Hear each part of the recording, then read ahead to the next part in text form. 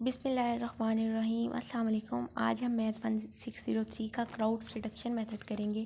Crowds reduction method के आपके पास total 3 steps होते हैं। आपने उन 3 स्टेप्स में बेसिकली जो आपके पास यहाँ पर जो आपके पास कांस्टेंट पड़ा होता है उसकी वैल्यू फाइंड करनी होती है। तो आपके पास यहाँ पर कांस्टेंट पड़े हैं x1, इसके साथ देखें x1, x2 और x3। तो आपने ये x1, x2 और x3 की वैल्यू फाइंड करनी है बेसिकली। अब आपने किस तरह से फाइंड करनी है इसका स्टेप नंबर 1 देख लेते हैं। स्टेप नंबर 1 होता है ए को आपने एल यू की इक्वल कर देना होता है। एल यू डिकम्पोजिशन बेसिकली आपके पास आप इससे पहले पढ़ चुके हैं कि किस तरह का मेथड होता है। आपने एल की फॉर्म को यू की फॉर्म के कोरस्पोंडिंग वेक्टर में रख देना होता है। मतलब आप इसको देखें कि क्या होता है, किस तरह से हम इसको लिखते हैं।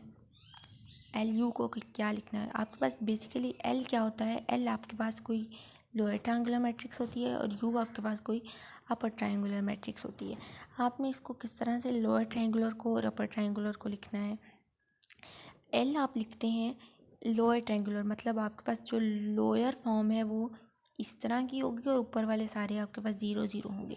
और अपर ट्रायंगुलर मैट्रिक्स में क्या होता है कि आपके पास ये वाला जो है वो दरमियान वाला डायगोनल 1 का होता है। उसके पास आपके पास जो नीचे वाली फॉर्म वो 0 0 वाली और ऊपर वाले आपका जो है वो अपर ट्रायंगुलर, मतलब अपर में जो है वैल्यूज़ आ जाती हैं और लोअर में आपके पास नीचे वाले में वैल्यूज़ आ जाती हैं और ऊपर वाले सारे 0 0 होते हैं। ठीक है, अब आपने क्या करना है, एल और ए इक्वल टू एल यू होता है पहला स्टेप। तो आपने क्या करना है, एल को यू से मल्टीप्लाई कर देना है। एल को यू से मल्टीप्लाई करना आपने देखा है कि आप यहाँ से देख लें कि आपने एल को यू से किस तरह से मल्टीप्लाई करना है। अच्छा जी, यहाँ ही कर लेते हैं कि आपने क्या करना है, इसकी पहली वाली रो को इसके पहले वाले कॉलम से मल्टीप्लाई कर देना है। सिमिलरली इसकी पहली वाली रो को इसके सेकंड वाले कॉलम से, फिर इसकी पहली वाली रो को इसके थर्ड वाले कॉलम से मल्टीप्लाई कर देना है। किस तरह से मल्टीप्लाई करना है, आप पीछे मल्टीप्लिकेशन पढ़ते आए हैं कि आप मल्टीप्लाई किस तरह से करते हैं कि पहली वाली पूरी रो को पहले वाले पूरे कॉलम से, मतलब आप L11 को इस 1 से मल्टीप्लाई करेंगे तो आपके पास क्या आ जाएगा, L11 आ जाएगा। उसी तरह आपने साथ इसके बाद आपने ज़ीरो को इसके ज़ीरो से, फिर इसके ज़ीरो को इसके ज़ीरो से मल्टीप्लाई करेंगे तो आपके पास बाकी टर्म ज़ीरो ही आएंगी। फिर आपने इसकी फर्स्ट वाली रो को इसके सेकंड वाले कॉलम से मल्टीप्लाई करना होता है तो ये आपके पास L11 U12 बन जाएगा। बाकी यहाँ पे भी 0 × 1 0 हो जाएगा और 0 × 0 0 हो जाएगा। मतलब आपके पास L1 U2 U12 बन गया, ये आपके पास बन गया और ये आपके पास बन गया। आप इसको इसी तरह मल्टीप्लाई करें ना, तो आप इसको इसी तरह इस फॉर्म में लिख लें। अच्छा, आप ना इसको इसी तरह इस फॉर्म में लिख लें, मैं आपको बताती हूँ जी। ये आपके पास बन रहा है, आप इसको मल्टीप्लाई कर लें। L11 इधर 0 और इधर भी 0, फिर आप लिख लें L21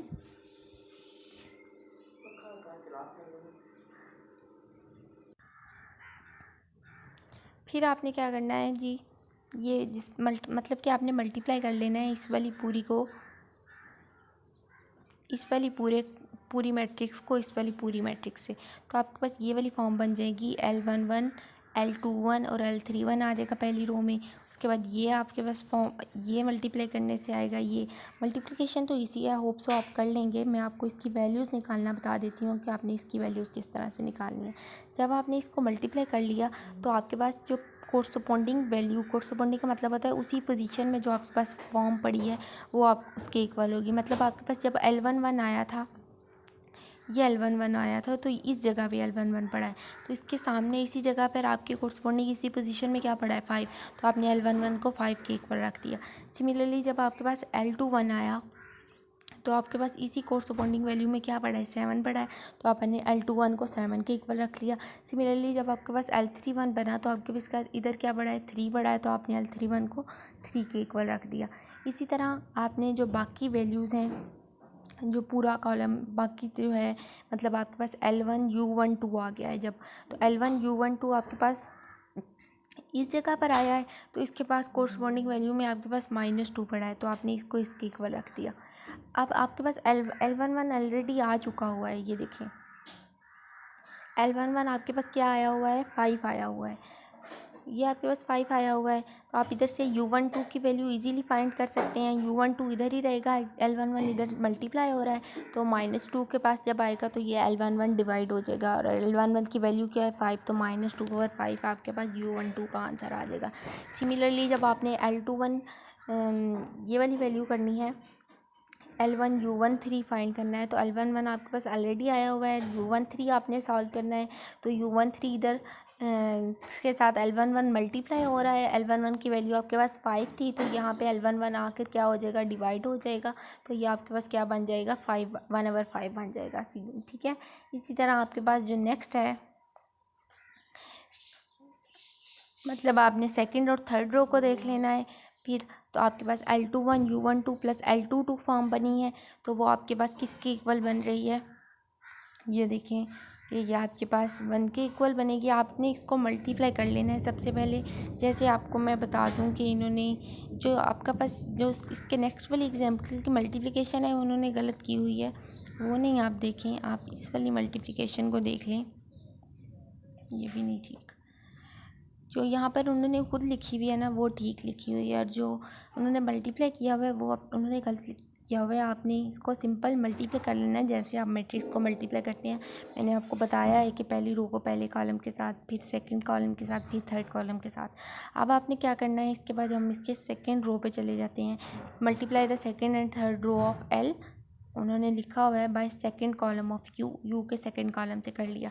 अब आपके पास मल्टीप्लाई करने से ये फॉर्म बनी L21 U12 प्लस L22, तो ये आपके पास सेकंड रो में इस जगह पे पड़ा हुआ था, तो ये आपके पास 1 के इक्वल है। सिमिलरली आपके पास देखें L21 आपने ऊपर सॉल्व कर लिया हुआ है, 7 आया है। U12 भी आपने इधर सॉल्व किया, -2/5 आया है। अब आपके पास कौन सी चीज़ नहीं है, ये वाली चीज़ नहीं है, आपने इसको निकालना है। तो ये यहाँ पर देखें 1, यहाँ पर ये इसके साथ L22 के साथ प्लस हो रहा है, तो जब आप इधर जाएंगे तो ये आपके पास क्या हो जाएगा, माइनस हो जाएगा। अब आपके पास L21 की वैल्यू क्या आई है, L21 की वैल्यू 7 आई है, U12 की वैल्यू क्या आई है, -2/5 आई है। फिर आपके पास क्या बनेगा, L21 आपके पास आया हुआ है 7, और U12 आपके पास आया हुआ है -2/5। जब आप इसको मल्टीप्लाई करेंगे तो ये -14/5 हो जाएगा। मैंने आपको बताया यहाँ पर ये ऐड हो रहा है, तो जब 1 की तरफ आएगा तो क्या हो जाएगा, सब्ट्रैक्ट हो जाएगा, तो मतलब कि -14/5 है, तो आपके पास क्या हो जाएगा, +14/5 हो जाएगा। 1 + 14/5 आपके पास L22 का भी आंसर आ जाएगा 19/5। सिमिलरली जो आपके पास L31 U12 था प्लस L32 था, तो आपके पास ये वाली फॉर्म जो है वो यहाँ पर पड़ी हुई है, तो आपके पास इसके कोरस्पॉन्डिंग वेक्टर पोजीशन क्या आ रही है, यहाँ 7 आ रही है, तो आपने इसको इसके इक्वल रख लिया। आपके पास L31 आया हुआ है, वो क्या था 3, फिर आपके पास U12 भी आया हुआ है, वो क्या था -2/5। अब आपने क्या निकालना है, L32 निकालना है। तो L32 को आप कैसे निकालेंगे, ये आपके पास वैसे ही पहले वाले की तरह यहाँ पर ये ऐड हो रहा है इधर, तो ये इधर आएगा तो सब्ट्रैक्ट हो जाएगा, तो 7 माइनस हो जाएगा। लेकिन अब देखें कि आपकी वैल्यूज़ मल्टीप्लाई होकर प्लस होती हैं कि माइनस होती हैं। देखिए L31 आपके पास 3 था और U12 आपके पास -2/5 था, इनको मल्टीप्लाई करें तो -6/5 हो जाएगा। तो जब -6/5 7 की इस साइड पे आएगा तो प्लस हो जाएगा, 7 + 6/5 हो गया। आपने इसका एलसीएम ले लिया, आपके पास L32 की भी वैल्यू आ जाएगी। सिमिलरली आपके पास जो नेक्स्ट है वो है 4 स्टेप में आपके पास है L21 U13 और L22 U23, तो ये आपके पास बेसिकली इस जगह पर पड़ा हुआ है।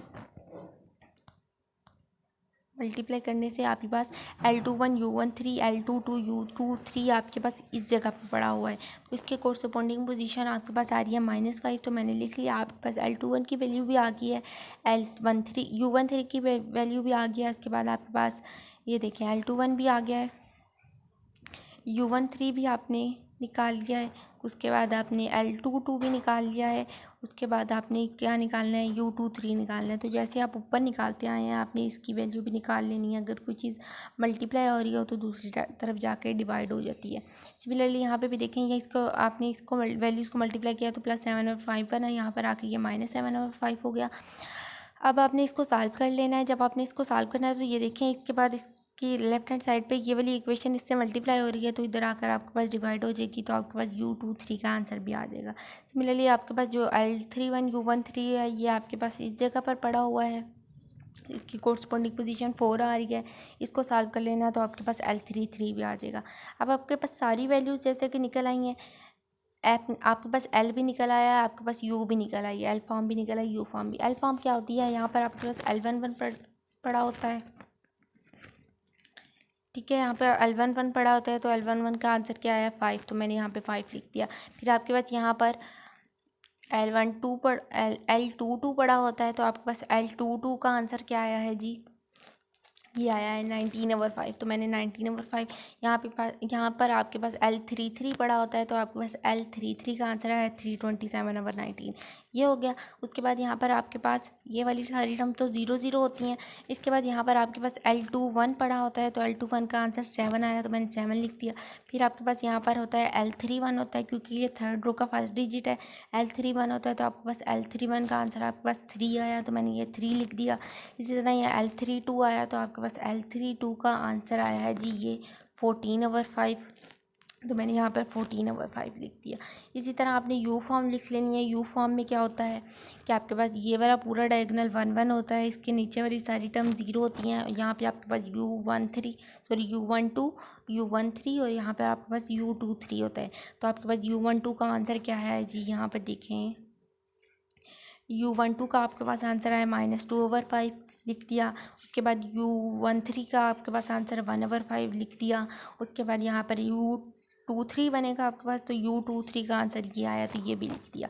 अब आपके पास जो फॉर्म बनानी है, आपने देखें कि आपके पास ये फॉर्म आपने A × LU निकाल लिया है।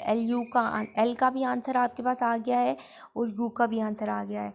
उसके बाद जो आपका सेकंड स्टेप होता है वो क्या होता है कि आपने LU निकालने के बाद आपने LY को = B कर देना होता है। मतलब के पास जो आपके पास L का आंसर आया ये वाला, और जो आपने Y आपने लिख लेना है। इसको लिखने के बाद आपने लिख लेना है यहाँ पे Y1 Y2 Y3 लिख लेना है, और ये आपके पास B होगा।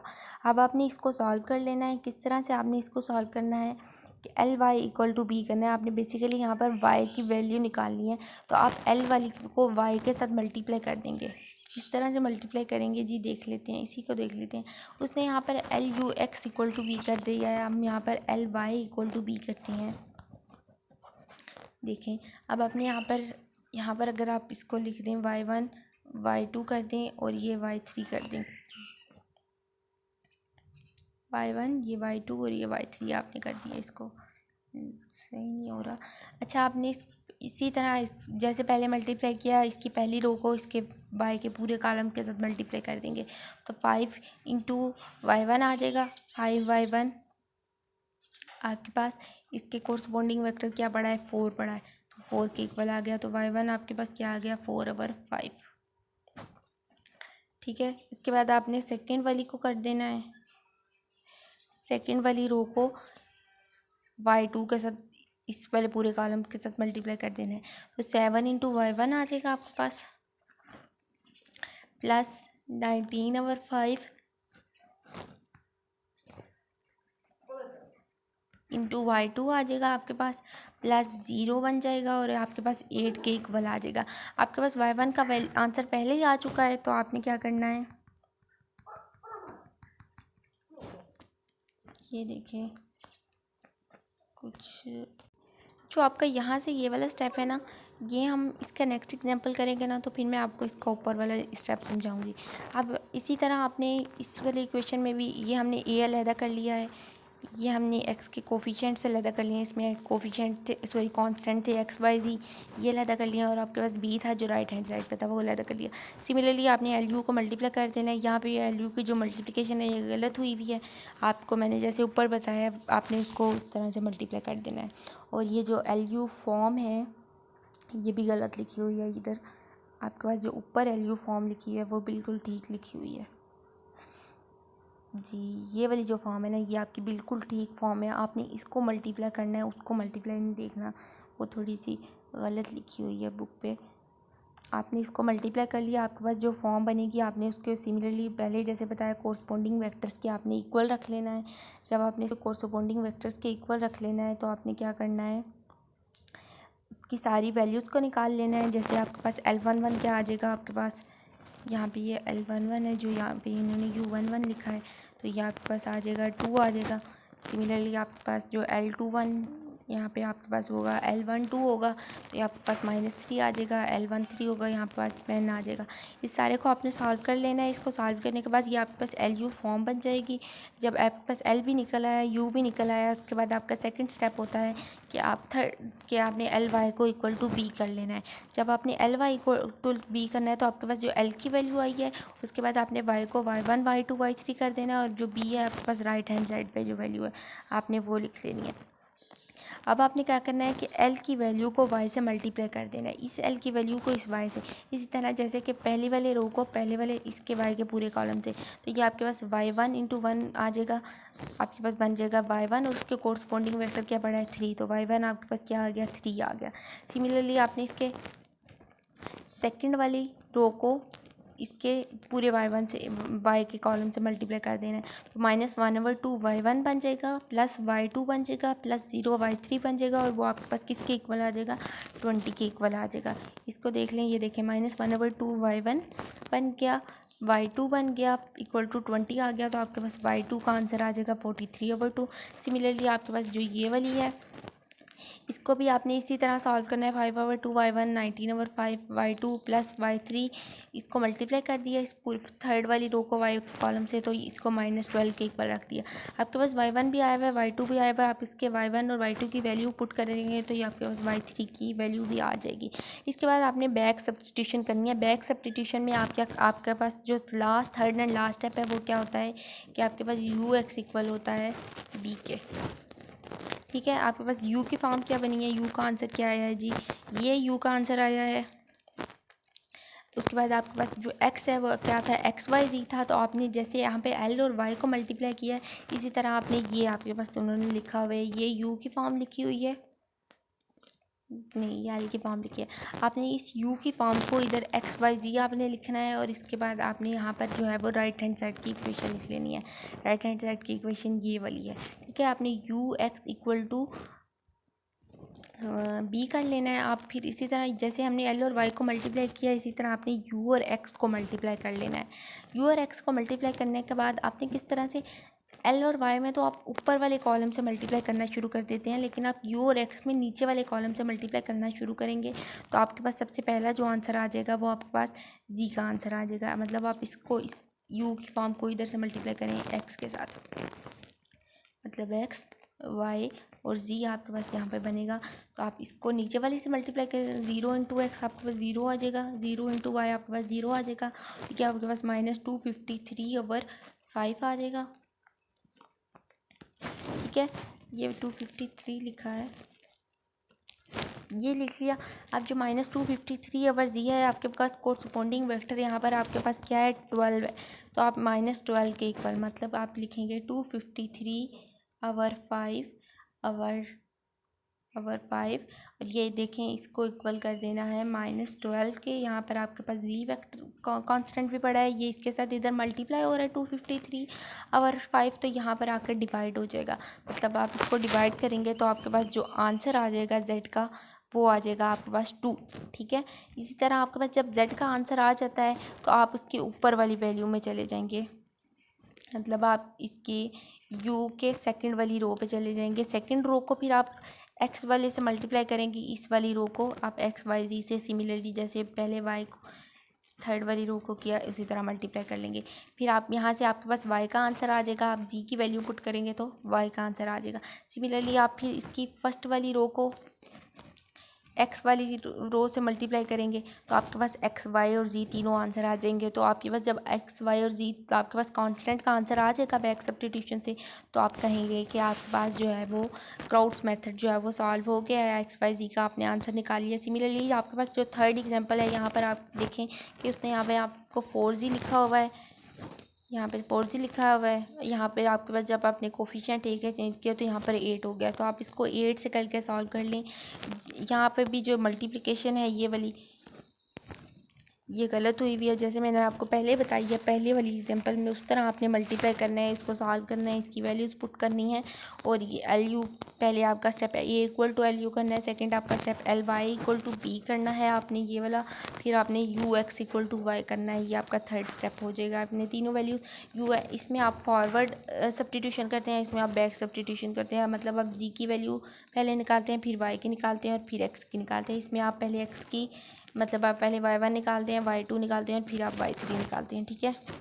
अब मैंने आपकी पहली एग्जांपल मैंने आपको कहा था मैं आपको बाद में बताती हूँ, तो उस पर चलते हैं। पहली एग्जांपल में आपने क्या करना है जी, जैसे उसने लिखा हुआ है ना, ये वाली जो फॉर्म उसने बनाई है ये उसने थोड़ी चेंज लिखी है। जैसे मैंने आपको सेकंड एग्जांपल में बताया कि आपने सबसे पहले L Y equal to B find करना है, तो आपने एल की वैल्यू आपके पास जो है ये वाली है, और आपने यहाँ पे y1 y2 y3 लिख लेना है, उसको l को y से मल्टीप्लाई करना है और उसके कोरस्पॉन्डिंग वेक्टर के इक्वल रख लेना है। आपके पास y1 y2 y3 का आंसर आ जाएगा। फिर आपने u x equal to b रख लेना है, तो u की वैल्यू ये वाली है, x की वैल्यू आपके पास ये है, इसको इक्वल टू u को x से मल्टीप्लाई करेंगे, उसके कोरस्पॉन्डिंग वेक्टर पोजीशन के इक्वल रखेंगे और आपके पास x की वैल्यूज़ भी आ जाएंगी बैक सब्स्टिट्यूशन से। आपके पास टोटली क्राउड्स मेथड के 3 स्टेप्स होते हैं। आपने इन तीनों स्टेप्स को सॉल्व करना है, तो आपका एक्स वाई जी जो भी आपके क्वेश्चन के अंदर कांस्टेंट पड़ा हुआ उसका आंसर आ जाएगा। होप सो आपको लेक्चर समझ आया हो। अल्लाह हाफिज़, थैंक यू।